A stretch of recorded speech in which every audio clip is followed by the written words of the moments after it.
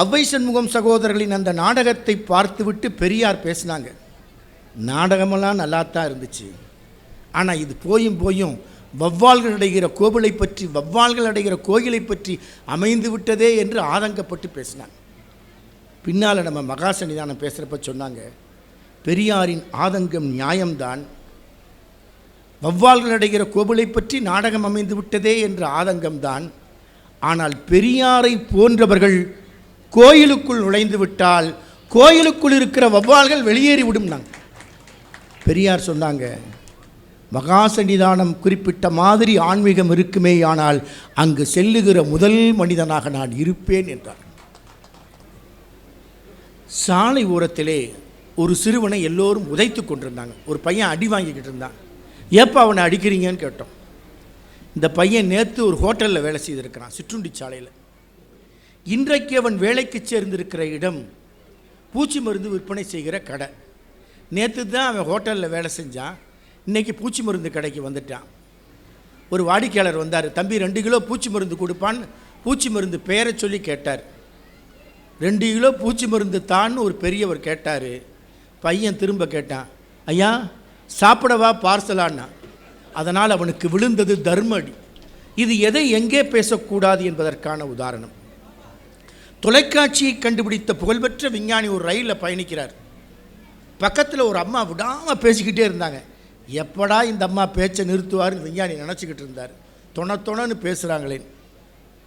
இப்போ அந்த அம்மா சொன்னாங்க விஞ்ஞானிகிட்ட, ஐயா நீங்கள் தானே டிவி பெட்டியை கண்டுபிடிச்சிங்க, நீங்கள் எங்களுக்கு கடவுளை போலன்னார்.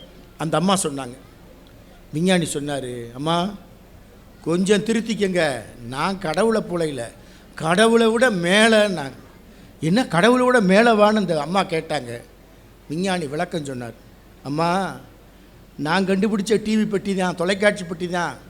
உங்களுக்கோ எனக்கோ பார்க்க பிடிக்கலைன்னா அதை நிறுத்திடலாம், அணைச்சிடலாம், ஆஃப் செஞ்சிடலாம். ஆனால் ஆண்டவன் படைத்த படைப்பாகிய உங்கள் தொண்டையை நான் விரும்பி கூட நிறுத்த முடியலையேன்னா. இதுதான் எதை எங்கே பேசக்கூடாது என்பதற்கான அடையாளம்.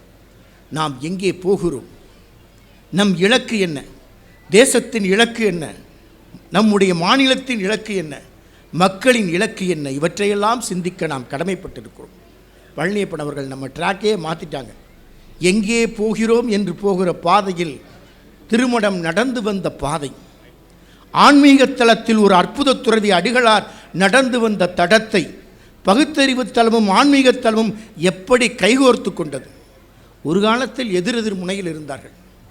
தந்தை பெரியாரும் மகா சன்னிதானமும் எதிரெதிர் திசையில் கடுமையான சொற்போர்கள் நடந்தது. 1952 60 வரை ஒரு கட்டத்தில் ஒரு சமரசம் ஏற்பட்டது. ஆன்மீகமும் பகுத்தறிவும் மனித நேயம் என்ற இலக்கு நோக்கி ஒன்றாக பயணிக்கலாம் என்ற சமரசத்தை சந்தித்தார்கள். அப்போ தான் பெரியாரும் மகா சன்னிதானமும் ஒரு மேடையில் இருக்கிறாங்க. அது அவ்வை சண்முகம் சகோதரர்கள் நடத்திய நாடக மேடை, ராஜராஜ சோழனை பற்றிய நாடகம்.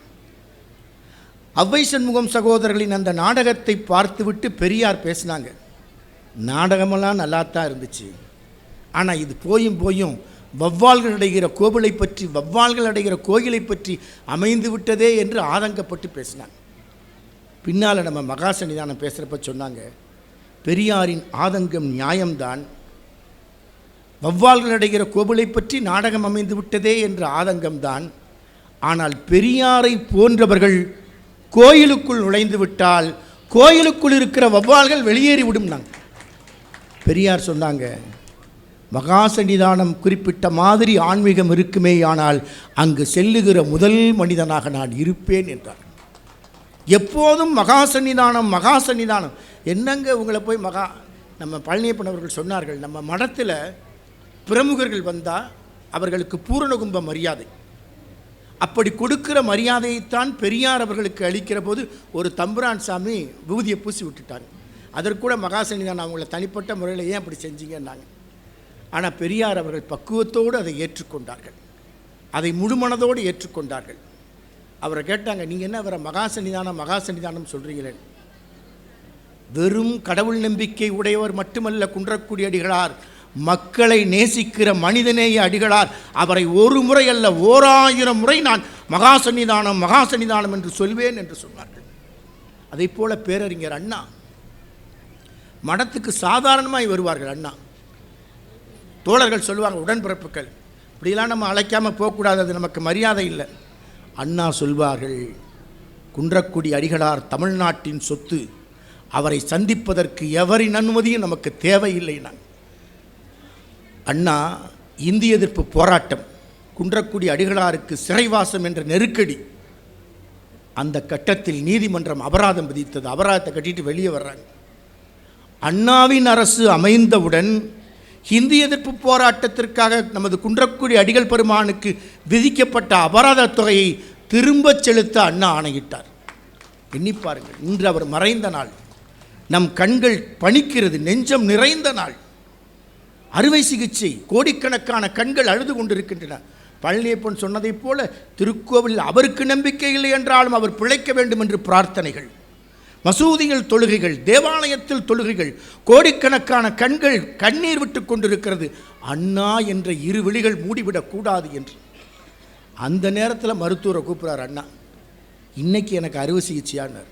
ஆமானார் மருத்துவர். நாளைக்கு வைங்களேன். பதறிப்போனார் மருத்துவர். யமன் எந்த நேரத்திலும் அண்ணாவை எட்டிப்பிடிக்க காத்திருக்கிறான். காலன் அவர் காலடியில் கூடுகட்டி கொண்டிருக்கிறான். அண்ணாவை காப்பதற்காக கோடிக்கணக்கான உயிர்கள் துடித்து கொண்டிருக்கிறது. அண்ணா சொன்னார், நாளைக்கு வச்சுக்கலாமே. ஏன்னார் தலைமை மருத்துவர்.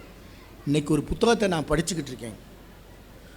ஒரு நாள் அவகாசம் கிடைத்தால் அந்த புத்தகத்தை வாசித்து முடித்து விடுவேன். நாளை அறுவை சிகிச்சை நடந்து அந்த அறுவை சிகிச்சை தோற்றுப்போய் நான் இந்த உலகத்தை விட்டு விடைபெற்றால் கூட இந்த புத்தகத்தை படித்தவனாகவே உலகத்தை விட்டு விடைபெறுவேனே என்றார். இளைய தலைமுறை எண்ணி பார்க்க வேண்டும். புத்தக திருவிழாவில் வாசிப்பு என்பது அண்ணாவை போன்ற முத்தமிழறிஞர் கலைஞரை போன்ற மகத்தான மனிதர்களுக்கு வாசிப்பு என்பது எழுத்துக்கூட்டல் அல்ல, சுவாசிப்பு என்பதை நாம் புரிந்து கொள்ள வேண்டும். அந்த அண்ணா, அதை போல அண்ணாவின் தொடர்ச்சியாய் முத்தமிழறிஞர் கலைஞர் அவர்கள் சட்டமன்றத்தில் இங்கே ஒரு பேச்சை பற்றி சொன்னாங்க. அண்ணா மார்க் ஆண்டனியின் பேச்சை பற்றி பாராட்டுதலுக்குரிய நம்முடைய முன்னாள் பேச்சாளர் சொன்னாங்க, தாமோதரன் அவர்கள். மார்க் ஆண்டனி எப்போ பேசுவான்? புரூட்டஸ் குத்திட்டான் கத்தி எடுத்து. யார் நம்பிக்கைக்குரியவனோ, யார் விசுவாசத்திற்குரியவனோ அந்த புரூட்டஸ் குத்தியது தான் இரக்கமற்ற கத்தி குத்தி என்று மார்க் ஆண்டனி அந்த கூட்டத்தையே திசை திருப்புவான். ரோமாபுரி செனட்டர்காலில் கொலை செய்யப்பட்ட ஜூலியஸ் சீசரின் உடலை கிடத்தி கொண்டு இந்த இரத்தத்தை எடுங்கள், இது புனித நீர் என்று சொன்னவன்.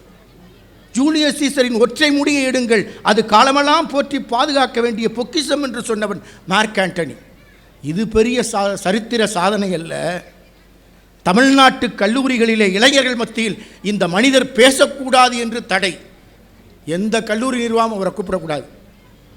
மாணவர்கள் போராடினார்கள். யார் பேச வர வேண்டும்? எங்கள் அண்ணா பேச வர வேண்டும் என்று போராடினார்கள். போராட்டத்திற்கு பிறகு அண்ணா ஒரு கல்லூரிக்கு அழைக்கப்படுறார். எப்படி வர்றார்? நாங்கள் மாதிரி காரில் வரல, ரயிலை தொற்றிக்கொண்டு வருகிறார் அண்ணா. அவருக்கெல்லாம் மேடையில் தான் தலைப்பு. மேடையில் தர்ற தலைப்பில் தமிழில் பேசினாலும் பேசுவார், ஆங்கிலத்தில் பேசினாலும் பேசுவார்.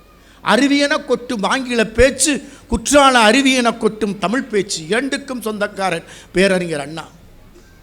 அண்ணாவை மேடையில் அன்றைக்கி தலைப்பு கொடுத்துருக்காங்க, நல்ல தீர்ப்புன்னு பேசணும்னு. வீட்டை விட்டு பரப்புறாரு. அன்னைக்குன்னு அவங்க மனைவி சொல்கிறாங்க, எனக்கு உடல் நலம் இல்லை, நீங்கள் பேச போக வேணாம். அண்ணா பதறிட்டார்.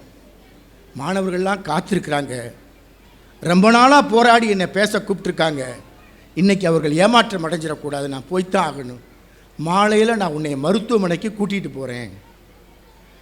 மேடையில் நல்ல தீர்ப்பு அண்ணா பேசுகிறாரு. நான் மாணவர்களுக்காக பேச வீட்டிலிருந்து புறப்பட்டேன். என் மனைவி உடல் நலமில்லை என்றால், இன்றைக்கு பேச போக வேண்டாம் என்றால், என் மனைவி தன் உடல் நலமின்மையால் எனக்கு வழங்கிய நல்ல தீர்ப்பு பேச போகக்கூடாது என்று நான் அவளுக்கு ஆறுதல் சொன்னேன். மாலையில் மருத்துவமனைக்கு கூட்டிகிட்டு போகிறேன்னு சொல்லிட்டு வந்தேன். இது மாணவர்கள் நம்பிக்கைக்காக மனைவிக்கு குடித்த ஆறுதலாகிய நல்ல தீர்ப்பு. ரயில் நிலையத்துக்கு வந்தேன். ரயில் வரலை, நானும் காத்திருந்தேன். கூட்டத்தோட கூட்டமாக அங்கே நின்னவங்களாம் சத்தம் போட்டுக்கிட்டு இருந்தாங்க, சபிச்சுக்கிட்டு இருந்தாங்க, சாபம் கொடுத்தாங்க. யாருக்கு? ரயிலுக்கு. பாலா போன ரயில் வரலையே. நாங்கள் இது ரயிலின் தாமதத்திற்கு அங்கே கூடியிருந்தவர்கள் வழங்கிய நல்ல தீர்ப்பு. ரயில் வந்துச்சு, எல்லாரும் பற்றிக்கிட்டாங்க, சிலருக்கு இடம் கிடைக்கல, ரயிலை விட்டுட்டாங்க. ரயிலை விட்டவங்க சொன்னாங்க, பாலாய் போன ரயில் நம்மை விட்டு விட்டு போனதே என்றார்கள். இது அவர்கள் இயலாமைக்கு வழங்கிய நல்ல தீர்ப்பு. கூட்ட நெரிசலில் சிக்கிக்கொண்டு பிதுக்கிக்கொண்டு நான் இந்த கல்லூரி வாசலுக்கு வந்தேன்.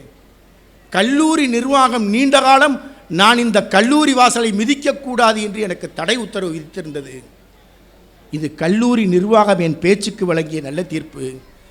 இதையெல்லாம் தாண்டித்தான் மாணவர் பட்டாளம், இளைய தலைமுறை பட்டாளம் நான் பேசித்தான் தீர வேண்டும் என்று இந்த மேடையில் என்னை ஏற்றியிருக்கிறது. இது மாணவர்கள் என் பேச்சுக்கு வழங்கிய நல்ல தீர்ப்பு என்று தொடங்கினார் பேரறிஞர் அண்ணா. அவர் அசைத்தால் கோடிக்கணக்கான உயிர்கள் உயிர்ப்படுத்தி எழும். அந்த அண்ணாவின் வழித்தோன்றலாய் முத்தமிழறிஞர் கலைஞர். எண்ணி பார்க்கணும், 15 சட்டமன்ற உறுப்பினர்களோடு ஆற்றிய முதல் கன்னி பேச்சு யாருக்காக பேசினார்? மொழி கடந்து இனம் கடந்து தமிழ்நாட்டு விவசாய பெருமக்களுக்காக ஆற்றிய முதல் பேருரை கன்னி பேருரை, கலைஞரின் பேருரை, முத்தமிழறிஞர் கலைஞரின் பேருரை, நங்கவரம் பண்ணை என்ற பேருரை. சட்டமன்ற வரலாறு இருக்கும் வரை அந்த உரை பொன்னெழுத்துக்களில் பொறிக்கத்தக்க உரை. அதனால்தான் 2006 வந்தபோது எப்போது முதல் சட்டமன்றத்தில் காலடி எடுத்து வைத்தாரோ, இனிக்கும் கரும்பை பயிரிட்டவன் கசந்து போய் கிடக்கிறானே, தேயிலையை பயிரிட்டவன் சோர்ந்து போய் கிடக்கிறானே, தேங்காயை பயிரிட்டவன் தேங்காய்க்குள் இருக்கும் தண்ணீரைப் போல கண்ணீரை சிந்துகிறானே என்ற விவசாய பெருமக்களின் வாழ்க்கை நீண்ட காலம் சந்தித்ததன் விளைவுதான் 2006 உழவர் சந்தை என்ற அற்புதமான திட்டத்தை கொண்டு வந்தது. இப்படி நாம் நிறைய சிந்திக்கலாம். இன்றைக்கு அருமையாக சொன்னார்கள் நம்முடைய மாண்புமிகு கூட்டுறவுத்துறை அமைச்சர் அவர்கள். என்ன செய்தி? நேற்று முன்தினம் நம்முடைய பழனியப்படவர்கள் சொன்னதைப் போல மகாத்மா காந்தியடிகள் மறைந்த தினம். குண்டுகளால் துளைக்கப்பட்டு ரத்தம் சிந்திய இந்த மண்ணிலே மகாத்மா காந்தியடிகளை நாம் சிந்திக்கிறோம். எப்படி? நாடு விடுதலை அடைந்து விட்டது. மண்டைக்காடு கலவரத்தைப் போல அன்றைக்கு மிகப்பெரிய நவகாலி யுத்தம். மகாத்மா காந்தியடிகள் காலணியின்றி செல்கிறார், கண்ணீர் விட்டு அழுகிறார். சுதந்திர இந்தியாவிலே நான் 125 ஆண்டுகள் வாழ நான் ஆசைப்பட்டேன்.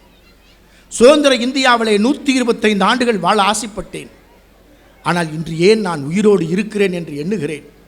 என் சொந்த சகோதரர்கள் இப்படி அடித்து கொண்டிருக்கிறார்கள். இந்த காட்சியை பார்ப்பதற்காக நான் சுதந்திரத்தை பெற்றேன் என்று இரத்த கண்ணீர் விட்டார். முதல் நாள் அவர் மீது வெடிகுண்டு வீச்சு தாக்குதல், பிரார்த்தனை கூடத்திலே வெடிகுண்டு வீச்சு தாக்குதலிலிருந்து காந்தியடிகள் தப்பித்து விட்டார். அப்போது காந்தியடிகள் தன் பேத்தி மனுவிடம் சொல்வார், அன்று இரவு தூக்கமே வரல அவருக்கு. மனுவிடம் சொல்வார், மனு, என்னை ஏன் ஆண்டவன் உயிரோடு வைத்தான்? இன்று நடந்த வெடிகுண்டு வீச்சு தாக்குதலிலேயே நான் இறந்திருக்க வேண்டும். என்னை எதற்காக ஆண்டவன் உயிரோடு வைத்திருக்கிறான்? மனு, இப்போது சொல்கிறேன், யாராவது என்னை துப்பாக்கியால் சுட வேண்டும். இந்த மண்ணிலே கீழே விழுந்து நான் மடிய வேண்டும். ராம் ராம் என்று கூறிக்கொண்டே மடிய வேண்டும். அப்படி ஒரு மரணம் எனக்கு நடந்தால் நான் மகாத்மா. அப்படி ஒரு மரணம் எனக்கு நடக்கவில்லை என்றால் நான் மகாத்மா இல்லை என்று நீதான் கூரை மீது ஏறி நின்று கூவ வேண்டும் என்று சொன்னார். அந்த காந்தியடிகள் குன்றக்குடிக்கு அருகே ஒரு குக்கிராமத்துக்கு வர்றார். கோடிக்கணக்கான மனிதர்கள் காண தவம் கிடக்கிற காந்தியடிகள் ஒரு எளிய மனிதர் நடத்திய ஆசிரமத்துக்கு வர்றார். அவரை பார்த்து அதிசயப்படுகிறார். உங்கள் சொத்து எவ்வளவுன்னு கேட்டார். அவர் அடக்கமாய் சொன்னார், தேசம்தான் என் சொத்துனார். காந்தியடிகள் கேட்டதுக்கு காந்தியடிகள் சொன்னார், இல்லை ஜீவா, நீங்கள் தான் தேசத்தின் சொத்து என்றார். காந்தியடிகள் ஜீவா சந்திப்பு உலக சந்திப்புகளிலே ஒப்பற்ற சந்திப்பு. பின்னாளில் ஜீவா காந்தியடிகளோடு கருத்து வேறுபாடு கொள்கிறார், அது வேறு விஷயம். அந்த வரலாற்று புகழ்மிக்க சந்திப்பிற்கு 2006 முத்தமிழர் கலைஞர்களிடம் நாம் சொன்னோம், அங்கே நினைவு தூண் எழுப்பணும். காந்தியடிகள் ஜீவா சந்திப்பு. இன்றைக்கி மகிழ்ச்சியான செய்தி நம் அமைச்சர் தெரிவித்தார்கள். மகாத்மா காந்தியடிகளும் ஜீவாவும் சந்தித்த அந்த சிராவயல் கிராமத்தில் 3,65,00,000 நினைவு மணிமண்டபம் அமைக்கப்படுது. வரலாற்று புகழ்மிக்க சந்திப்புக்கு தரப்பட்ட நினைவு மணிமண்டபம். இப்படி நாம் நிறைய சிந்திக்கலாம். நாம் எங்கே போகிறோம்? நேற்றைய தினம் விருதுநகர் மாவட்டத்தில் மாவட்ட ஆட்சித்தலைவர் ஜெயசீலன் அவர்கள் 1500 மாணவர்களை 38 மாவட்டங்களில் தேர்ந்தெடுத்திருக்காங்க. 1500 மாணவர்களும் தமிழில் மிகப்பெரிய புலமை உடையவர்கள், திருக்குறளில் ஆழ்ந்த புலமை உடையவர்கள். அவர்களுக்கான பயிற்சி நடக்கிறது. எண்ணி பார்க்கிறோம், வியந்து போகிறோம். திருக்குறள் திருவள்ளுவர் மாணவர்களின் தோழராக அங்கே காட்சி தருகிறார். திருவள்ளுவர் என்ன சொன்னார் நமக்கு? இங்கே நிறைய சொன்னார். திருக்குறள் தாமோதரன் ஒரே வரியில் சொன்னார், நமக்கு நிறைய பிரச்சனை, நிறைய சிக்கல், நிறைய சந்தேகங்கள். ஆனால் இன்றைக்கி இணையதளம் வந்துருச்சு, செல்ஃபோன் சின்னத்திரை வந்து விட்டது. எத்தனை வந்தாலும் நம் சந்தேகம் தீரலை. இந்த சந்தேகத்துக்கு தீர்வு எதியா? எப்பயுமே திருவள்ளுவர் நெகிழ்ந்து தான் பேசுவார், மகிழ்ந்து தான் பேசுவார், கனிந்து தான் பேசுவார். ஆனால் அவர் ஒரே ஒரு இடத்துல தான் உரத்து ஆணையிடுவார், வேகமாக பேசுவார், ஆணையிட்டு சொல்வார். அது அரசு ஆணையல்ல, ஆண்டவனின் ஆணையல்ல, சதா சர்வகாலமும் மனித குலத்தை பற்றியே சிந்திக்கிற ஒரு மனிதநேய சிந்தனையாளனின் ஆணை. என்ன சொன்னார்? எல்லா பிரச்சனையும் தீர்த்திடலாம்யா, அதுக்கு ஒரே வழி கற்க என்றார்.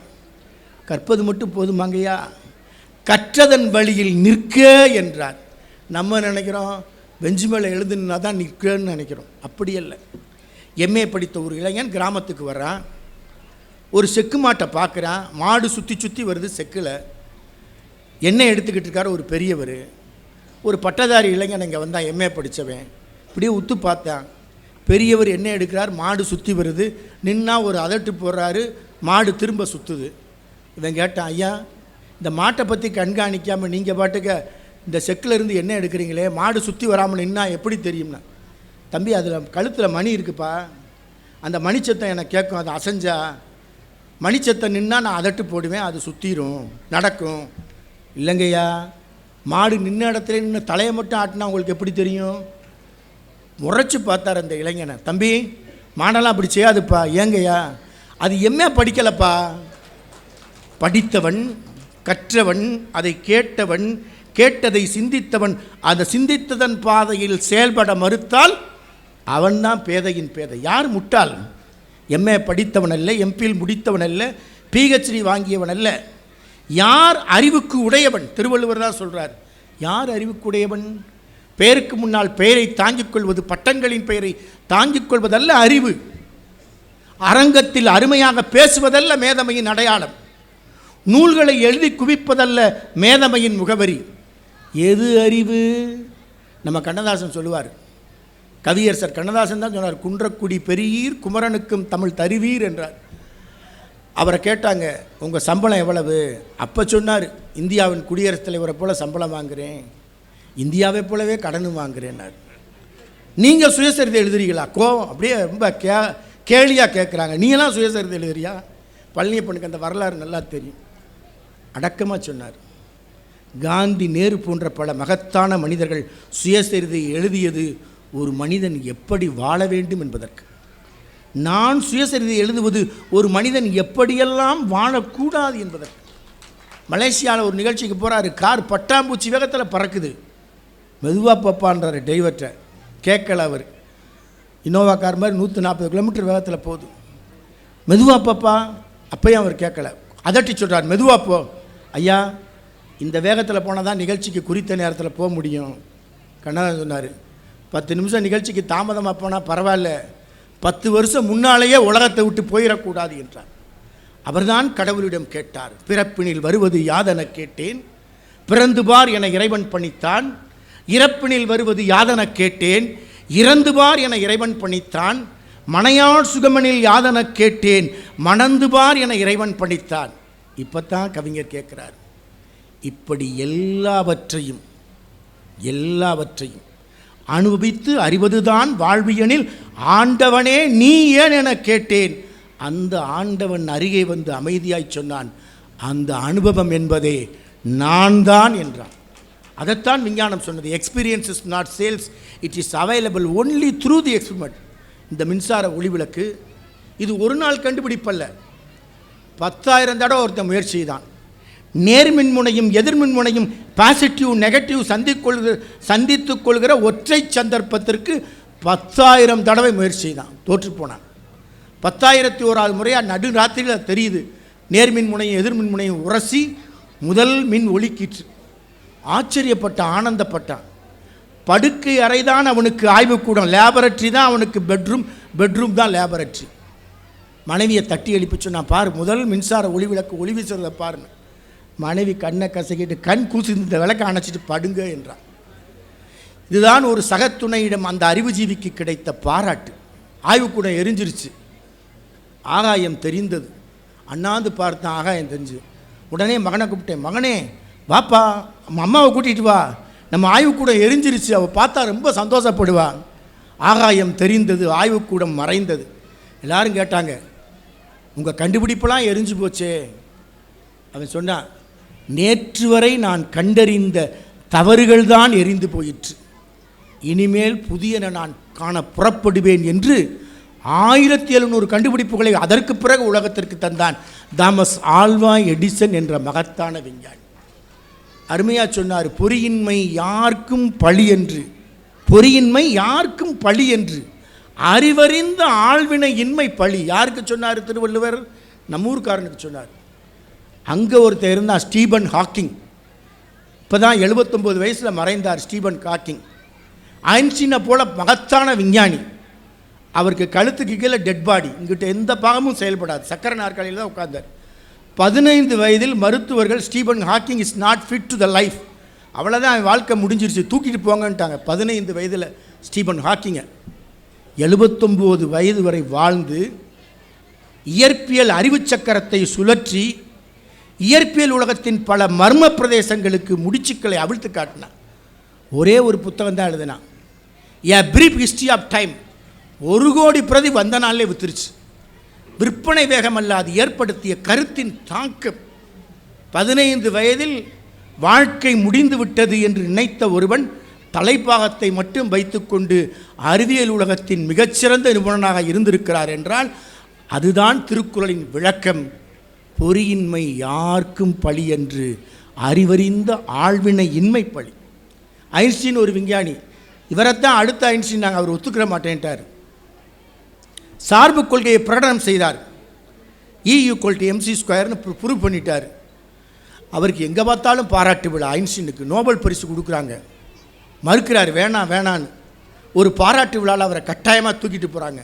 ரொம்ப சலிச்சு போய் களைத்து போனவர் டிரைவரை கூப்பிட்டார். டிரைவரும் அவர் ஒரே மாதிரி இருப்பாங்க தோற்றத்தில், அண்ணன் தம்பி மாதிரி. ஐன்ஸ்டீன் சொன்னார், எப்பா இன்றைக்கி நான் மேடைக்கு போகலப்பா, கடைசி நாற்காலியில் உட்காந்து கொஞ்சம் நேரம் தூங்கிடுறேன், நீ மேடையில் போய் ஒரு பரிசு கொடுப்பாங்க, ஒரு அவார்டு கொடுப்பாங்க, வாங்கிட்டு வந்துருந்தார். டிரைவர் ஐன்ஸ்டீன் வந்து டூப்ளிகேட் ஐன்ஸ்டீன். மேடைக்கு வந்தார், அவார்டு கொடுத்தாங்க. அவர் வாங்குகிற நேரம் நம்ம ஊர் புலவர்கள் மாதிரி ஒருத்தர் எந்திரிச்சார், கொஞ்சம் நில்லுப்பா, என்ன எதுக்கு உனக்கு அவார்டுன்னாரு. சார்பு கொள்கையை பிரகடனம் செய்ததுக்கு தானே, தியரி ஆஃப் ரிலேட்டிவிட்டியை ப்ரூவ் பண்ணதுக்கு தானே. E=mc² சொல்லியிருக்க. டிரைவருக்கு என்ன தெரியும்? E=mc² சொல்லியிருக்க, அது mc³ தான் வரும், mc² இப்போ நிரூபிச்சுட்டு பரிசு வாங்கினார். டிரைவர் ஐன்ஸ்டீன் அசரலை. அங்கே இருந்த கடைசியில் இருந்த சயின்டிஸ்ட் ஐன்ஸ்டீன் தூக்கம் போயிடுச்சு, நாற்காலியை விட்டு வேகமாக எந்திரிச்சார். டிரைவர் சொன்னார், என்னையா நீ கேள்வி கேட்குற, பிஸ்கோத்து கேள்வி, இதுக்கெல்லாம் நான் பதில் சொல்ல மாட்டேன். என் டிரைவர் பதில் சொல்லுவார், வாப்பா டிரைவர் மேலே வாப்பா அப்படின்னு. இதுக்கு பேர் என்ன? இதுதான் ப்ரெசன்ஸ் ஆஃப் மைண்டு. இதைத்தான் திருவள்ளுவர் சொல்கிறார். நான் நிறையா படிச்சிருக்கேன், சயின்டிஸ்ட் ஆகிட்டேன், அப்படி அல்ல. வாழ்க்கையின் இடர்பாடுகள் எதிர்த்தாக்குதல் நடத்துகிற போது அதை யார் எதிர்கொள்கிறானோ அவன்தான் அறிஞன். அதுதான் அறிவு அற்றம் காக்கும் கருவினார். அதைத்தான் நம்ம முதல்வர் செய்தார். கொரோனா பீரியடில் இப்போ வெள்ளங்கள், இங்கே சென்னையில் வெள்ளம், அங்கிட்டு நெல்லையில் வெள்ளம், மக்களுக்கு கண்ணீர் வெள்ளம், எல்லா வெள்ளத்தையும் துடைத்தவர் நம் மனிதநேய முதல்வர் அவர்கள். நிறைய சிந்திக்கலாம், காலம் கருதி சுருக்கமாக நிறைய செய்திகள். எங்கே போகிறோம், நாம் எங்கே போக வேண்டும், நாம் போக வேண்டிய பாதை என்ன, அதுதான் இன்றைய தலைமுறைக்கு தெளிவாக தெரிய வேண்டிய விஷயம். ஒரு பள்ளிக்கூடத்தில் காலை பிரார்த்தனை நேரம், வரிசையாக மாணவர்கள் உள்ளே போய்கிட்டுருக்காங்க. அந்த பள்ளிக்கூடத்துக்குள்ளே ஒரு ஒற்றைக்கண் உருவம் வந்துருச்சு. பெரிய அதிர்ச்சி மாணவர் பட்டாளத்தில். பள்ளிக்கூடத்து மாணவர்களாம் அலறி அடித்து ஓராடே, நம்ம வகுப்புக்குள்ளே பள்ளிக்கூடத்துக்குள்ளே ஒரு ஒற்றைக்கண் ராட்சசி வந்துட்டாடா. குழி உள்ள கண் அந்த அம்மாவுக்கு, வயசான அம்மா. பார்த்தோன்னே பதறி போனாங்க பையங்க, ஒற்றைக்கண் ராட்சசி வந்துட்டா, ஒற்றைக்கண் ராட்சசி வந்துட்டார். அந்த நேரம் ஒருத்தன் அந்த உருவத்தை உத்து பார்த்தான், டே இது ஒற்றைக்கண் ராட்சசி இல்லை, நம்ம மணியோட அம்மா, நம்ம வகுப்பில் இருக்கான்ல அந்த மணியோட அம்மான்னு. அப்போ தான் மணி நிமிந்து பார்த்தான், அவன் அம்மா தான். காய்கறிகளை விற்கிற ஏழை தாய், கூடையில் தலையில் காய்கறிகளை சுமந்து கொண்டு பனியிலும் வெயிலிலும் மழையிலும் விற்று தன் மகனை படிக்க வைக்கிற அரை வயிற்று கஞ்சியோடு வாழ்கிற ஏழைத்தாய். ஒற்றைக்கண் ராட்சசின்னு எல்லாரும் கேள்வி சொன்ன எனக்கு அவமானம் ஆயிடுச்சு. அம்மாவை நேராக பார்த்தேன். எதுக்கு நீ இப்போ பள்ளிக்கூடம் வந்த? ஒன்று அம்மானு சொல்லவே எனக்கு வெக்கமாக இருக்குது. செத்துப்போனா. அம்மா அழுதுகிட்டே போயிட்டா. ராத்திரி பூரா அம்மா தூங்கலை. ஒரு கண் வழியாக தண்ணி, ஒரு கண் குழி. ரொம்ப சந்தோஷப்பட்டான். இனிமேல் அம்மா பள்ளிக்கூடம் பக்கம் வரமாட்டான். மணி நல்லா படித்தான், வளர்ந்தான், பட்டம் பெற்றான், பெரிய உத்தியோகம் கிடச்சி வெளிநாட்டுக்கு போயிட்டான். அங்கேயே திருமணம் பண்ணிட்டான். அம்மாவை திரும்பியே பார்க்கல. பள்ளிக்கூடத்திலிருந்து பழைய மாணவருக்கு பாராட்டு, அலுமினா பாராட்டு. அலுமினாக்கு பழைய மாணவனுக்கு பாராட்டு விழா நடத்துகிறாங்க. மணிக்கு அழைப்பு. வந்துட்டான். பாராட்டு பெற வந்துட்டான். பாராட்டை வாங்கிட்டான். அப்படியே வெளியே வந்தான். பக்கத்தில் தானே நம்ம வீடு, இது எங்கே இருக்குதுன்னு பார்த்தான். அது மண்மேட்டில் ஒரு ஓலை குடிசை. குடிசையை பார்த்தான். குனிஞ்சு உள்ளே போனான். நல்ல இருட்டு. ஒரு விளக்கு இப்போ கொஞ்ச நேரத்தில் அணைஞ்சிரும்ன்ற மாதிரி காற்றுல விளக்கொலி ஆடிக்கிட்டு இருக்கு. குனிஞ்சு உள்ளே போனவன் பார்த்தான். அந்த கிழிந்த கோரை பாயில் ஒரு முதிய கிழட்டு உருவம் கடைசி மூச்சை விட்டுக்கிட்டு இருக்கு. கடைசி மூச்சை நிறுத்திடும். மேல் மூச்சு கீழ் மூச்சு வாங்கிட்டு இருக்கு. உத்து பார்த்தான். கையில் ஒரு காகிதம். விளக்கொலியில் அந்த காகிதத்தை பிடுங்கினான். படித்து பார்த்தான். அவனுக்கு தான் அவன் அம்மா எழுதியிருக்கா. முதிய கிழட்டு உருவம் மணியோட அம்மா தான். அம்மாவை பார்த்தா அப்போ கூட அவனுக்கு கலக்க வரலை. விளக்கொலியில் அந்த கடிதத்தை படிக்கிறான். மகனுக்கு அம்மா எழுதியிருக்கா. கடைசி கடிதம் கண்ணீர் கடிதம். மகனே, மணியே, என் கண்மணியே, நீ நன்றாக இருக்கிறாயா? இப்படி கேட்கக்கூட எனக்கு உரிமை இல்லை. நீ நன்றாக இருக்கிறாயா? இப்படி கேட்கக்கூட எனக்கு உரிமை இல்லை. நான் பள்ளிக்கூடத்துக்கு வரமாட்டேன். வந்து உன்னை ஒருபோதும் அவமானப்படுத்த மாட்டேன். மகனே, மணியே, நீ எப்போதும் என்னை வெறுக்கிறாய். ஆனால் இந்த அம்மா எப்போதும் உன்னோடு தான் இருக்கிறாள். ஒரு செய்தி உனக்கு கடைசியாய். நீ பிறந்து சில நாள் தான் இருக்கும். ஒரு விபத்து, ஆக்சிடெண்ட்டு, அதில் ஒரு கண்ணு போயிடுச்சு. நீ பிறந்த சில நாளில் நான் துடித்த துடிப்பு கொஞ்சம் நஞ்சம் இல்லைப்பா. எல்லா டாக்டர் காலையும் விழுந்து மன்றாடினேன். என் மகன் மணிக்கு ஒரு கண்ணு போயிடுச்சு. ஒரு கண்ணோடு அவன் உலகத்தில் வாழ முடியாது, வாழக்கூடாது. அவனுக்கு 2 கண்ணு இருக்கணும். அதுக்காக என் கண்ணில் ஒரு கண்ணை எடுத்துக்கங்க.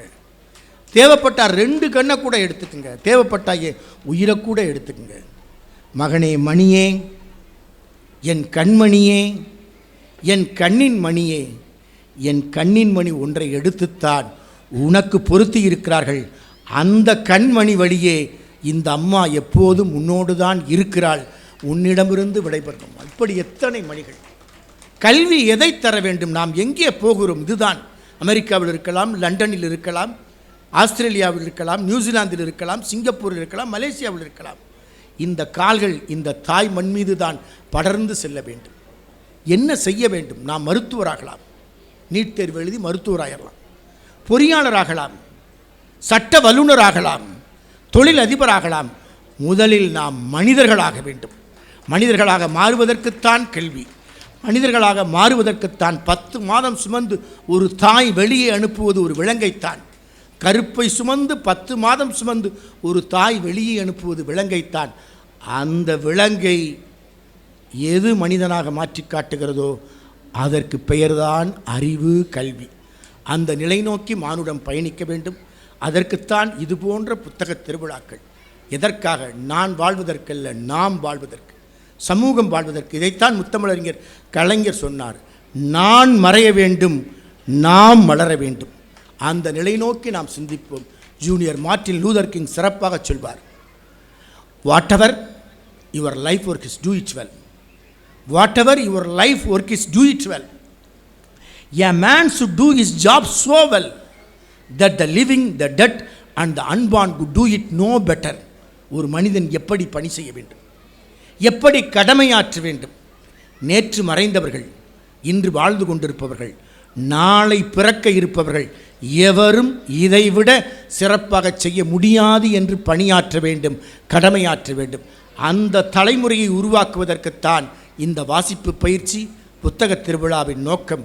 அது வெற்றியடைவதற்கு மாவட்ட நிர்வாகத்தின் உழைப்பிற்கு மாவட்ட ஆட்சித்தலைவருக்கு நன்றி தெரிவித்து, இந்த விழாவிற்கு மிகப்பெரிய பெருமை தேடித்தந்து இதை இயக்கியிருக்கிற நம்முடைய மாண்புமிகு கூட்டுறவுத்துறை அமைச்சர் அவர்களுக்கு நெஞ்சார்ந்த நன்றிகளை, நல்வாழ்த்துக்களை, பாராட்டுக்களை தெரிவித்து விடைபெறுகிறேன். நன்றி, வணக்கம்.